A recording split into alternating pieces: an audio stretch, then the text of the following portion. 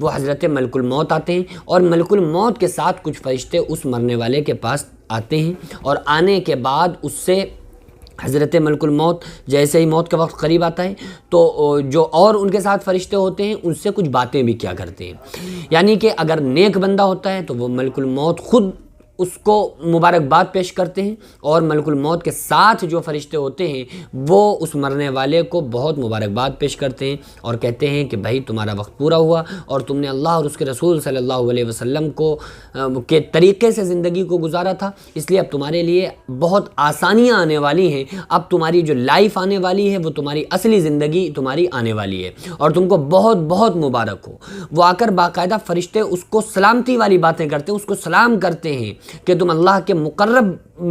مقربین میں تمہارا شمار ہے، بہرحال تمہارے لیے بہت مبارک ہو کہ اللہ تعالیٰ نے تمہیں اپنے پاس بلایا ہے۔ اور جو بے نمازی، فاسق، فاجر، گناہگار بندہ ہوتا ہے تو فرشتے بہت سختی سے اس کے ساتھ پیش آتے ہیں اور کہتے ہیں کہ تو نے اپنی زندگی میں اللہ اور اس کے رسول صلی اللہ علیہ وسلم کے خلاف جو تو نے زندگی گزاری ہے، اس لیے اب تیرا جو آنے والا وقت ہے وہ بہت ہی برا وقت ہے اور اس کی بہت ہی خطرناک طرح سے اس کی روح کو اس کے جسم سے حضرت ملک الموت قبض کرتے ہیں۔ اور جب نیک بندے کو قبر میں رکھتے ہیں نا تو زمین کہتی ہے کہ اے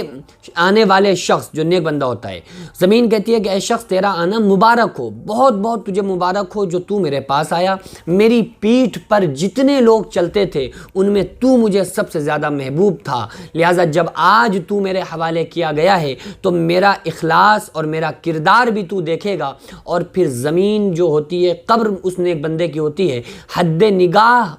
تک اس کی قبر کشادہ کر دی جاتی ہے، یعنی اس نیک انسان کی جو نیک بندہ ہوتا ہے تو قبر میں جیسے اس کو رکھا جاتا ہے، نیک بندہ ہوتا ہے تو جہاں تک اس بندے کی نگاہ جاتی ہے وہاں تک اس کی قبر کو کھول دیا جاتا ہے، کشادہ کر دیا جاتا ہے، تو اس کو ذرہ برابر بھی اس کے اندر گھٹن اور کسی قسم کی کوئی تکلیف نہیں ہوتی ہے۔ اچھا، زمین دباتی سب کو ہے، ٹھیک ہے، نیک کو بھی دباتی ہے، برے کو بھی دباتی ہے۔ برے کو تو آقا علیہ الصلوۃ والسلام نے فرمایا کہ برے بندے کو قبر ایسے دباتی ہے کہ ادھر کی پسلیاں ادھر گھس جاتی ہیں، یعنی ایک دوسرے میں پسلیاں گھس جاتی ہیں۔ صحابہ فرماتے ہیں کہ آقا علیہ الصلوۃ والسلام نے اپنی انگلیوں کو انگلیوں میں ڈال کر فرمایا کہ پسلیاں اس طرح سے گھس جاتی ہیں ایک دوسرے میں، زمین اتنا اس برے بندے کو دباتی ہے۔ اور نیک بندے کو بھی دباتی ہے۔ نیک بندے کو کیسے دباتی ہے؟ نیک بندے کو ایسے دباتی ہے جیسے ایک ماں اپنے دودھ پیتے بچے کو اپنے سینے سے چپٹا لیتی ہے، جیسے ایک ماں اپنے چھوٹے سے بچے کو اپنے سینے سے لگاتی ہے پیار میں، شفقت اور محبت کے ساتھ، تو اس نیک بندے کو زمین اس طرح سے دباتی ہے۔ تو وہ محبت والا دبانا ہوتا ہے، اس سے مردے کو ذرہ برابر تکلیف نہیں ہوگی، اور برے بندے کو سختی کے ساتھ اس کو دباتی ہے۔ اور اس کے بعد جو نیک بندہ ہوتا ہے اس کی قبر کو دور تک، جہاں تک اس کی نگاہ جاتی ہے، اس کے لیے قبر کو کشادہ کر دیا جاتا ہے، اس کے لیے کھول دیا جاتا ہے۔ اور جو نیک بندے کی روح ایسے نکال لی جاتی ہے جیسے گندے ہوئے آٹے میں سے بال نکالا جاتا ہے، ایسے نکالی جاتی ہے جیسے بچہ سو رہا ہو، ماں اس کے منہ سے دودھ کو کھینچ لیتی ہے تاکہ ہمارا بچہ اٹھ نہ جائے۔ تو گندے ہوئے آٹے میں سے بال کیسے نکالا جاتا ہے؟ گندا ہوا آٹا رکھا ہے، اس میں بال اگر دکھ رہا ہے تو کیسے نکالا جائے گا؟ بہت آرام کے ساتھ، تاکہ کہیں ایسا نہ ہو کہ بال ٹوٹ نہ جائے۔ تو نیک بندے کی تو ایسے نکالی جاتی ہے۔ برے بندے کے بارے میں آقا علیہ الصلوۃ والسلام نے فرمایا کہ ایسے روح نکالی جاتی ہے جیسے خاردار، کانٹے دار کوئی درخت ہو، اس درخت کے اوپر بھیگا ہوا اون ڈال دیا جائے اور اس اون کو کھینچ لیا جائے، تو جیسے وہ اون تار تار ہو جاتا ہے، ایسے ہی بے نمازی، فاسق، فاجر کی رگوں کو، ہڈیوں کو، جسم کو توڑ کے رکھ دیا جاتا ہے۔ آقا علیہ السلام نے فرمایا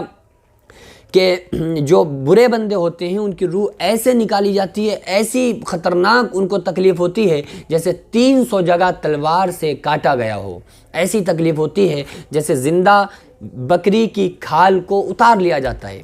ایسی تکلیف ہوتی ہے جیسے زندہ چڑیا کو آگ میں بھونا جاتا ہے۔ تو اگر ہم نیک ہیں تو موت کے وقت سے جو ہماری لائف ہوگی بہت خوبصورت لائف ہوگی، اگر ہمارے عمل برے ہیں تو موت سے ہی جو ہماری لائف شروع ہوگی بہت ہی خطرناک لائف ہوگی۔ حضرت عثمان غنی رضی اللہ تعالیٰ عنہ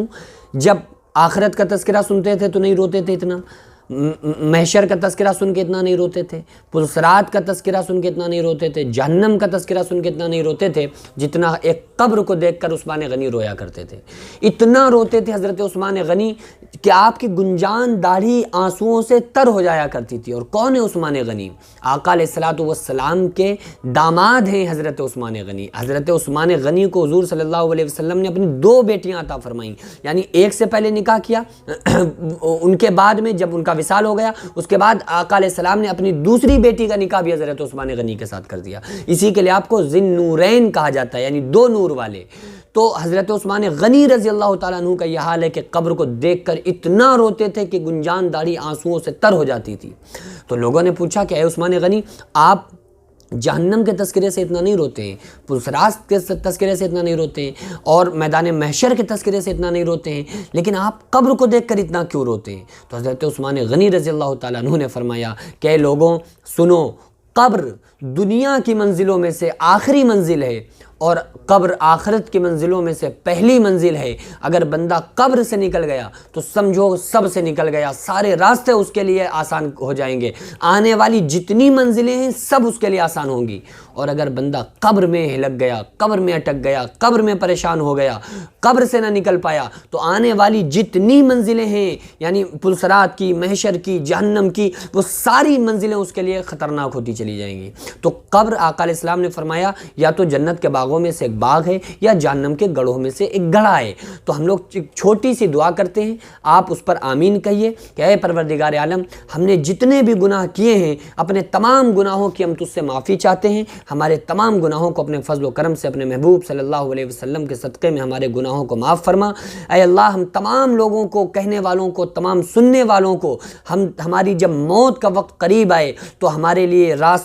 لیے آسانیاں فرما، ہمارے موت کے وقت آسانی فرما، ہماری قبر کو جنت کے باغوں میں سے ایک باغ بنا۔ اے پروردگار عالم، جو مومنین دنیا سے رخصت ہو چکے ہیں عزیز و اقربا میں سے، ان تمام لوگوں کی قبر کو کشادہ فرما، اور ان تمام لوگوں کی بخشش فرما، مغفرت فرما، اور ان کے لیے قبر میں جنت کا بچھونا بچھا، قبر ان کی جنت کے باغوں میں سے ایک باغ بنا، اور ان کی مغفرت فرما، اور ان سارے لوگوں کو جو دنیا سے، ہمارے عزیز و اقربا میں سے، ہم سب کے عزیز و اقربا میں سے جو لوگ دنیا سے جا چکے ہیں، ان کی بخشش فرما کر ان کو جنت الفردوس میں اعلیٰ سے اعلیٰ مقام عطا فرما۔ ہم سارے لوگ اس پر آمین کہیں، اور اللہ تعالیٰ سے ہمیشہ ہم اور آپ اس دعا کو کرتے رہا کریں۔ وما علینا الا البلاغ۔ السلام علیکم ورحمۃ اللہ وبرکاتہ۔